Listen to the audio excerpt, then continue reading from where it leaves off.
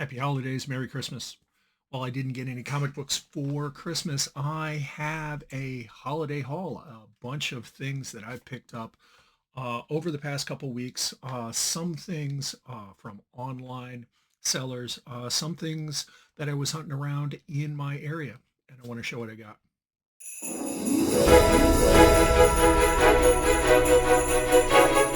Hi, this is James for Read More Comics. Uh, Before we get started, if you like my content, please hit the bell in the corner. That way you get a notification anytime I publish new content. Hit the like, leave a comment, subscribe if you will, so that way you can get more of me rambling about comic books. So as I was sharing, I do have a holiday haul, and it's kind of, I think, in the sense of the season, a reflection on some of the comic book collecting experience I've had since I began collecting as an adult about 13, 14 years ago. Okay. So starting out, went to Half Price Books, picked up a bunch of things. Most of them are not run fillers. They're not things that I needed, but they attracted my attention for other reasons. Now, I want to preface this. I just watched earlier in the week a video by Sticky Goose where he talked about the top 5 things, top 5 lessons a person should consider when they get into comic book collecting. And I think there's something to say about many of those. I definitely think it reflects his experience as a collector, and in no way do I want to take away from that. I think everybody's experience is very true to their story, to themselves. And so as I'm kind of unpacking the books I've collected, I want to kind of touch on those things. So one of the things that I realized as an adult when I first began collecting is I was being swayed by other people. You know, FOMO is a real thing. And I began collecting, as I said, about 13 years ago as an adult.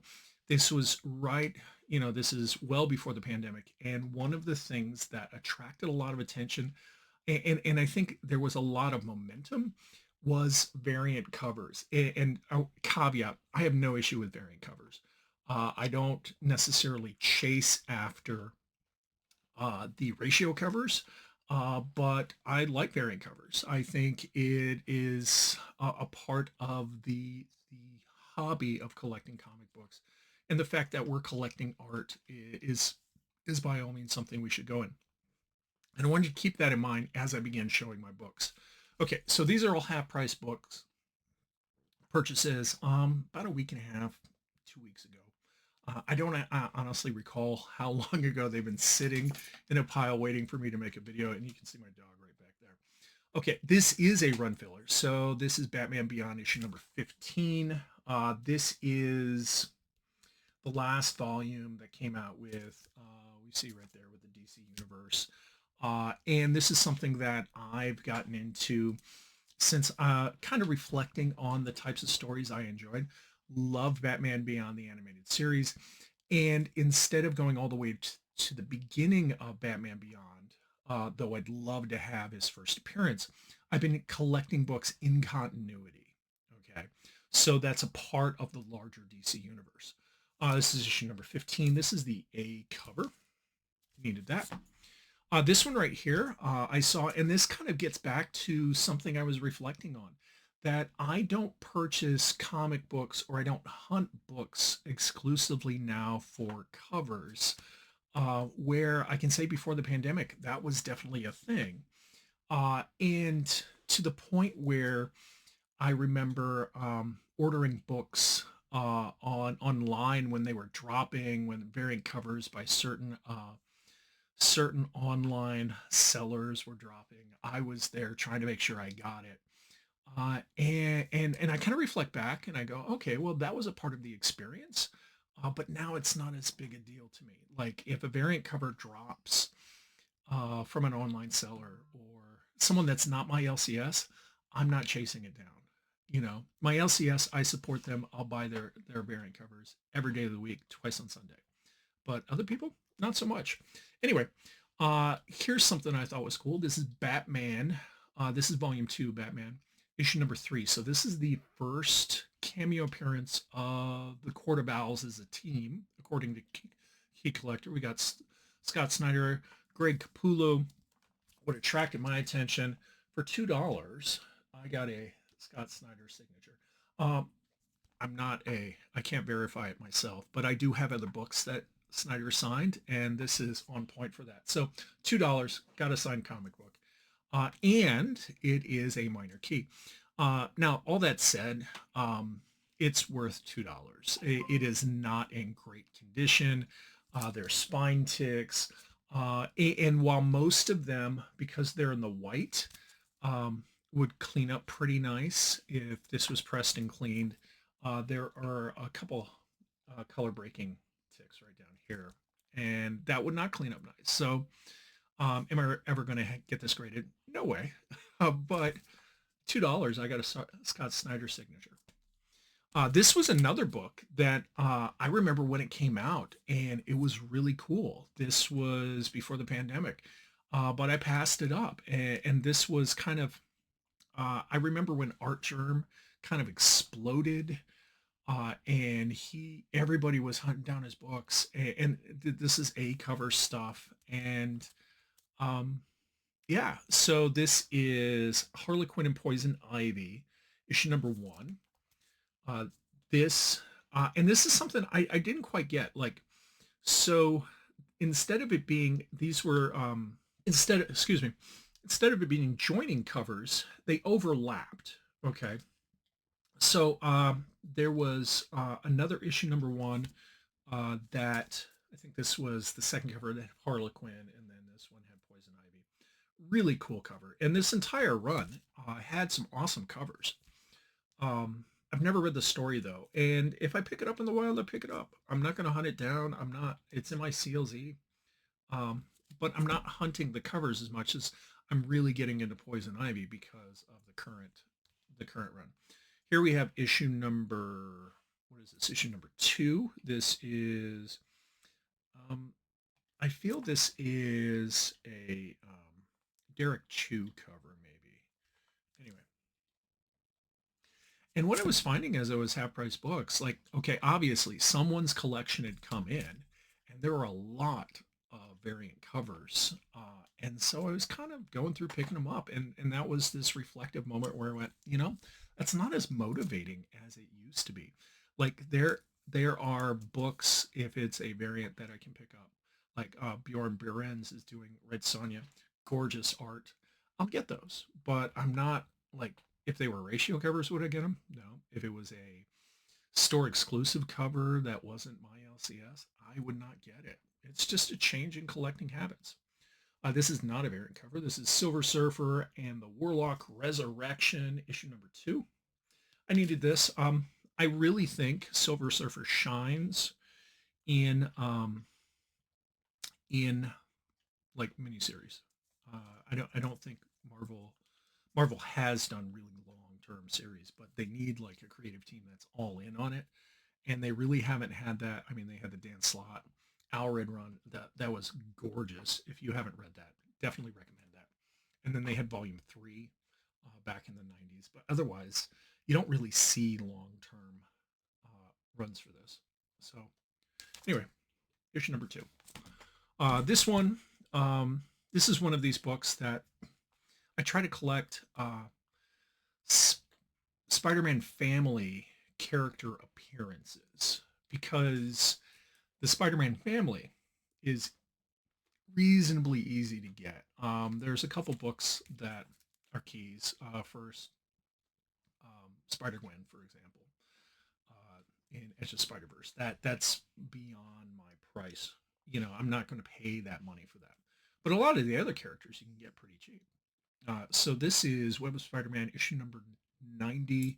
This is one of the 30th anniversary specials, when they have all the holofoil. I have the second printing. This is a first printing, and inside this is a Spider 2099 poster. I thought it was pretty cool. So, a couple bucks, picked it up. This was a variant cover, and this is what tipped me off that Half Price Books had gotten someone's collection, and this guy was collecting a lot of variant covers. that were store exclusives. Okay. So this is it's not a Midtown exclusive. I think it's a Big Apple Comics or something like that. Let me check the back of it real quick. So, and this is one of these variants that would never ever be worth anything. Okay, this is Golden Apple Comics. Okay, it's also a Midtown Comics exclusive, but this is Golden Apple. So there are two comic book stores in New York that had this. Gorgeous cover. Again, it's not going to ever be worth anything. And so someone paid, you know what, like 30 bucks for this or whatever it was. This is the trade dress. So we got, this is Detective Comics number 1000, Adam Hughes variant. Gorgeous cover. Picked it up for $2. Anyway, so that was kind of something I was reflecting on, how my collecting habits have changed. And I'm no longer like hunting covers. Though I do see comic book collecting as about art. You know, that is a part of it. It's storytelling through art. And so having a gorgeous cover like this Adam Hughes variant, that's awesome. And I'm glad I have that in my collection now.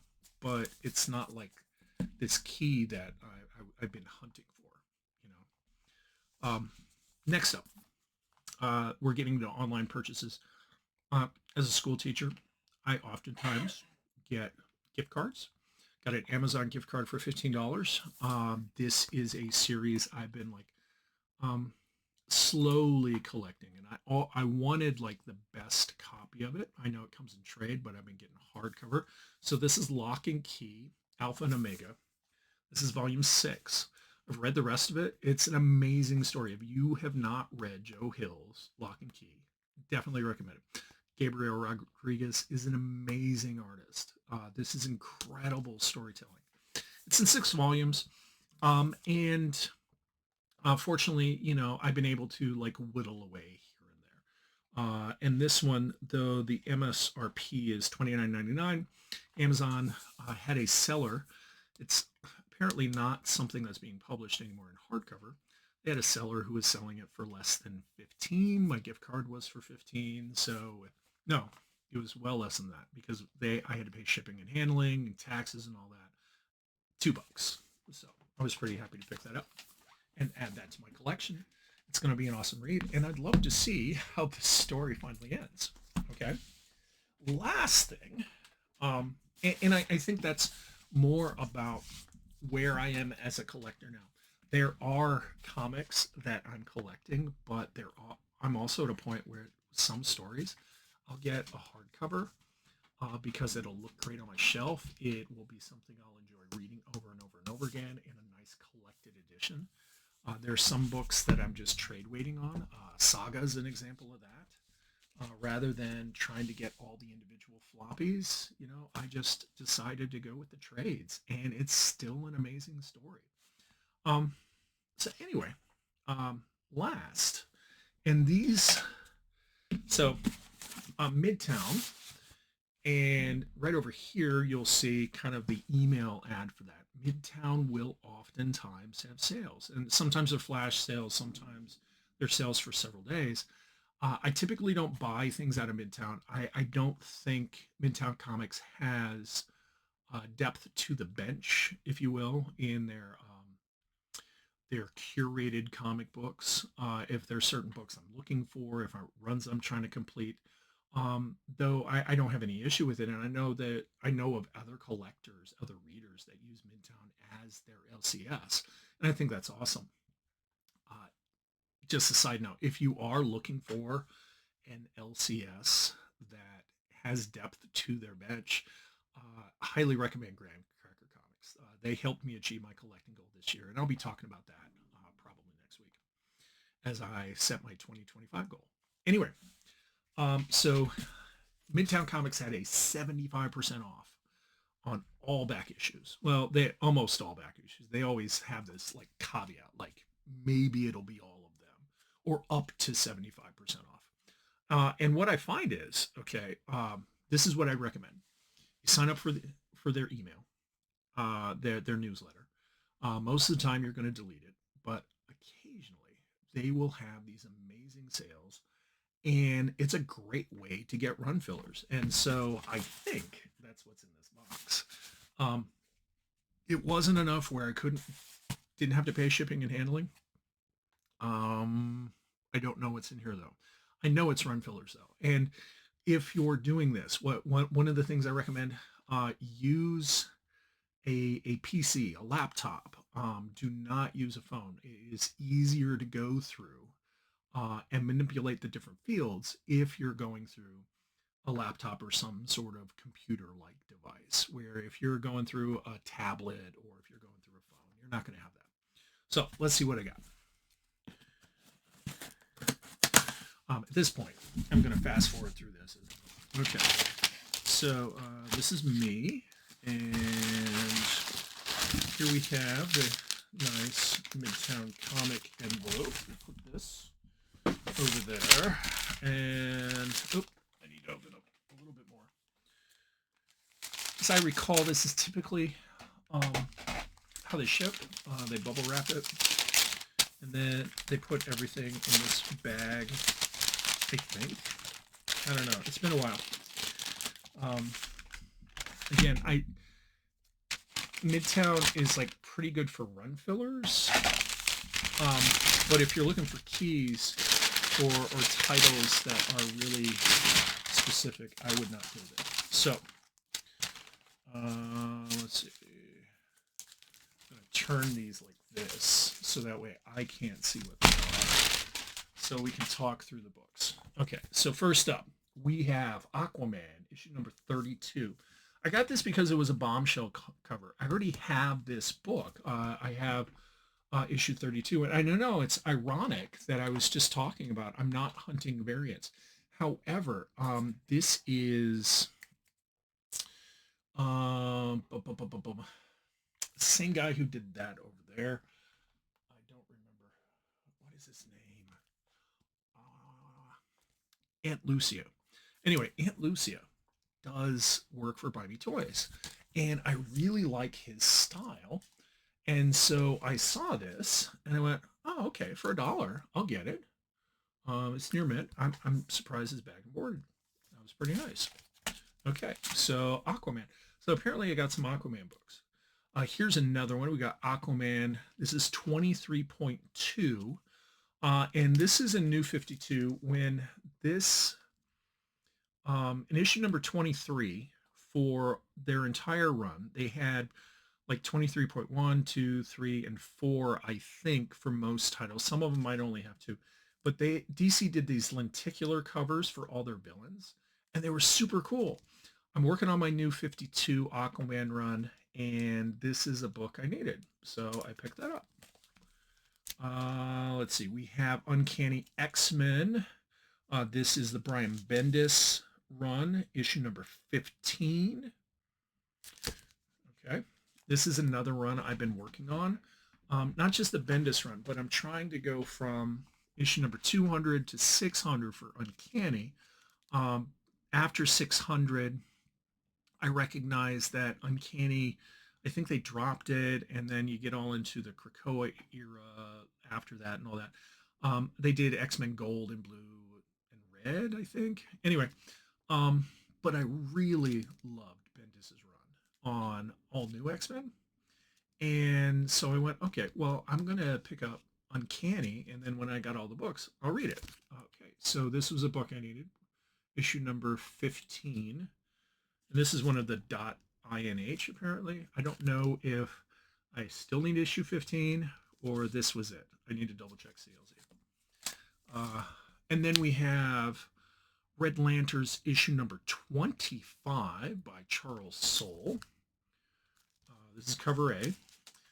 This book I needed because I am collecting every appearance of Dexter. Okay. I think he is just a cool character. He's so cat. And so picking up his appearances, this is something I'm kind of like low-key collecting. They had some of it. I think right now I need, what is it, Justice League Odyssey. He showed up for like 10 issues or something like that. But that's cool that he be someone who's using it. Here's another issue with that, Red Lanterns 22. Is he on the cover of this? He is not. Okay. We have another issue of Aquaman. Again, the irony is I already have this issue, but I got this because it was a variant cover and it was $1. Okay. So we have Aquaman number 41. This was Joker's 75th anniversary year. And we have Joker fishes. I thought that was awesome. So I picked it up. Did I need it? No, but it's a part of my collection now. And then we have Aquaman issue number 42. Again, working on my new 52 run. And Aquaman 33. This cover looks familiar. I'll have to double check. I might already have that one. Back to Uncanny X-Men. We have Uncanny X-Men issue number 26. And Uncanny X-Men annual number 1. This is an awesome looking cover. I don't know who did this. Is it Sorrentino maybe? Maybe. Yeah, Sorrentino did this. That's pretty cool. We have Justice League Dark. This is the another book that I'm collecting. I'm going after Justice League Dark, which started in New 52, and then went over into Rebirth. And I got most of the Rebirth stuff. I want some of the variant covers. Again, I know I'm not collecting variants, but if I can pick them up, I'm going to pick them up. This is the there was a book called Future's End during the New 52. And it came out every week. I was collecting the other one. It was Batman something. I don't remember. Anyway, this was kind of like projecting the future of the Justice League Dark. It has a lenticular cover. It's kind of cool. I like the ones where DC does the whole cover in lenticular. I think that's something they do way better than Marvel does. Speaking of lenticular, we got Justice League Dark 23.2 with Eclipso on the cover. That's very cool. Okay. So this is Defenders. This is by Matt Fraction. This is, according to Midtown, it's volume 4. I don't know if it's volume 4. I've noticed that Midtown numbers the volumes differently than CLZ does. And the publishers do. But this is... So this is Matt Fraction on Defenders, but this volume of Defenders has Silver Surfer, and that's why I need to collect this, because I love Silver Surfer, and this is a place where I can read about him. You can see he's right here. Here we have Original Sin, issue number 1. This is near mint. I already have this, but the issue I have is really ganked up. There's all sorts of spine ticks. And so when I saw I could get a replacement for $1, I went, yeah, I'll do that. That's an upgrade. Here's another issue of Defenders. This is Defenders number 10. Again, Matt Fraction. Silver Surfer right there. McKelvey is doing art. Did he do the art on this one? Nope. Okay. Anyway, so looking forward to reading that when I finish the volume. Here we have Detective Comics, issue number 23.4. Another one of those lenticular covers. This is Man Bat. Okay. And Detective, while I'm not going to collect all of Detective, New 52 is really good, in my opinion. And so I'm going back and I'm low-key collecting all of New 52. I'm finding with several other titles from New 52, I'm doing the same thing. I like what they did in New 52. I know it got a lot of hate, but this was an on-ramp for me. And so here we go, Man Bat. And then we have another issue of Defenders. This is issue number 8. Iron Fist on the cover. We have issue number 6. We see Silver Surfer right there. Here we go. Catwoman, issue 23 from New 52. Catwoman's another book from New 52 I'm collecting. Batgirl is another one also. So, and then last book in the pile, we have Defenders, issue number 9. Again, because of Silver Surfer right there. So, there's all my books. I appreciate you hanging around and listening to me to prattle on. If you like this, please do me a favor, click the like button, subscribe, leave a comment. And I hope as we're getting closer to the beginning of a new year of 2025, you're reading books you enjoy because comic books make life a much happier place. So thank you for watching and see you next year.